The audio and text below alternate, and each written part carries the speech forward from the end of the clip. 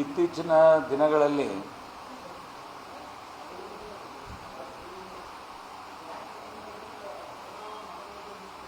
ಏನು ವಾಟ್ಸಪ್ ಗ್ರೂಪ್ಗಳಲ್ಲಿ, ಪತ್ರಿಕಾ ಮಾಧ್ಯಮದಲ್ಲಿ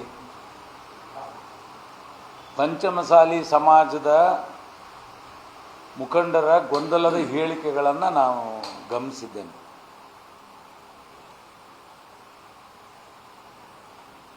ಕಾರಣ ಇಷ್ಟೇ,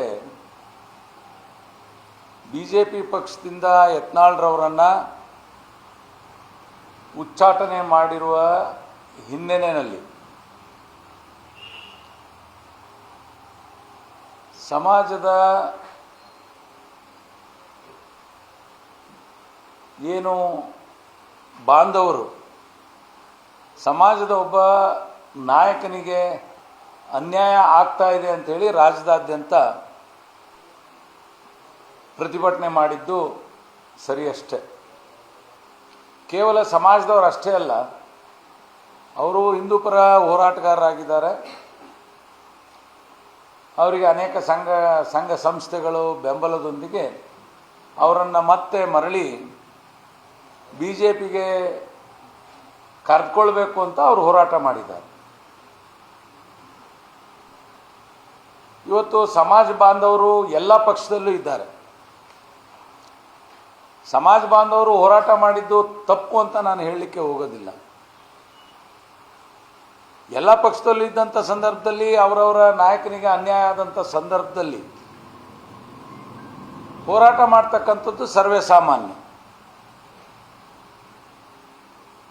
ನಾವು ಕೂಡ ಎಲ್ಲೋ ಒಂದು ಕಡೆ ಸ್ವಲ್ಪ ಬೇಸರವೂ ಕೂಡ ಆಯಿತು, ಒಬ್ಬ ನಾಯಕನಿಗೆ ಅನ್ಯಾಯ ಆಗ್ತಾ ಇದೆಯಲ್ಲ ಒಂದು ಪಕ್ಷದಲ್ಲಿ ಅಂತೇಳಿ. ನಾವು ಸಹಜವಾಗಿ ನಮ್ಮಲ್ಲೇ ಮಾತನಾಡಿದ್ದು, ಅವರು ತೆಗೆದಿದ್ದರಿಂದ NDA ಕೂಟದಲ್ಲಿ ಜನತಾದಳವು ಇರೋದ್ರಿಂದ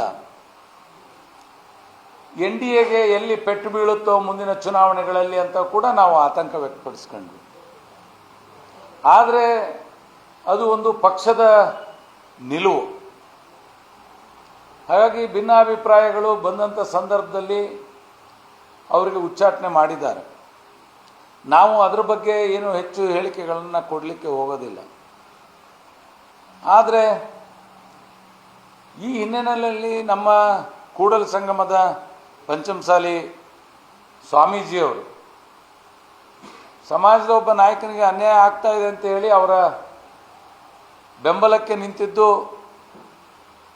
ಸ್ವಾಗತಾರ್ಹ. ಆದರೆ ಖಂಡನೆ ಕೂಡ ಮಾಡಿದ್ದಾರೆ ಸ್ವಾಮೀಜಿಯವರು. ಇವತ್ತು ರಾಜಕೀಯ ನಾಯಕರುಗಳಿಗೆ ಎಲ್ಲ ಮಠಪೀಠಗಳು ಬೆಂಬಲಕ್ಕೆ ನಿಲ್ತಕ್ಕಂಥದ್ದು ಸರ್ವೇ ಸಾಮಾನ್ಯ. ಅವರವರ ಸಮಾಜದ ನಾಯಕನಿಗೆ, ಸಮಾಜ ಬಾಂಧವರಿಗೆ ಕಷ್ಟ ಆದಂಥ ಸಂದರ್ಭದಲ್ಲಿ ಬೆಂಬಲಕ್ಕೆ ನಿಲ್ತಾ ಇದ್ದಾರೆ.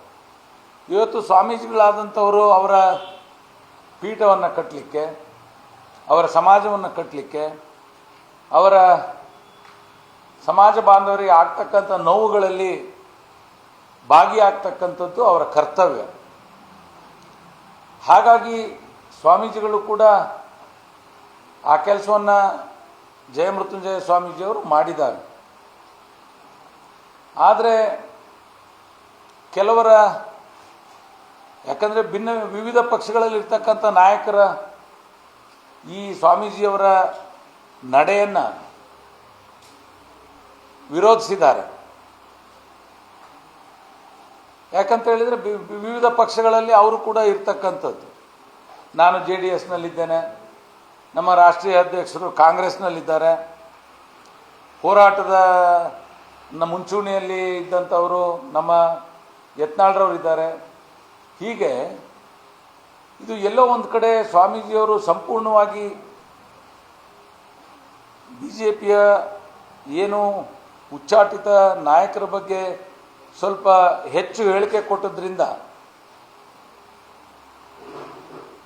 ಕಾಂಗ್ರೆಸ್ ಪಕ್ಷದಲ್ಲಿರ್ತಕ್ಕಂಥ ಕೆಲವು ನಾಯಕರುಗಳಿಗೆ ಗೊಂದಲ ಆಗಿದೆ, ಕೆಲವರಿಗೆ ಅಸಮಾಧಾನ ಆಗಿದೆ. ನಾನು ಹೇಳೋದಿಷ್ಟೇ, ನಾಯಕರುಗಳಿಗೆ ಆಗಲಿ ಯಾರೂ ಆತಂಕ ಪಡೋದು ಬೇಡ. ಸ್ವಾಮೀಜಿಯವರು ಅವರ ಜವಾಬ್ದಾರಿಯನ್ನು ನಿರ್ವಹಿಸಿದ್ದಾರೆ ಅಂತ ನಾವೆಲ್ಲರೂ ಭಾವಿಸೋಣ. ನಿಮಗೂ ನಮಗೂ ಕಷ್ಟ ಬಂದಂಥ ಸಂದರ್ಭದಲ್ಲಿ ನಮಗೂ ಬೆನ್ನಿಗೆ ನಿಲ್ತಾರೆ ಅಂತ ನಾವೆಲ್ಲ ಭಾವಿಸೋಣ. ಅದನ್ನು ತಪ್ಪಾಗಿ ಅರ್ಥೈಸಿ ಸ್ವಾಮೀಜಿಗಳ ಮೇಲೆ ಯಾರೂ ಹರಿಹಾಯ್ತಕ್ಕಂಥ ಸನ್ನಿವೇಶಕ್ಕೆ ಹೋಗೋದು ಬೇಡ.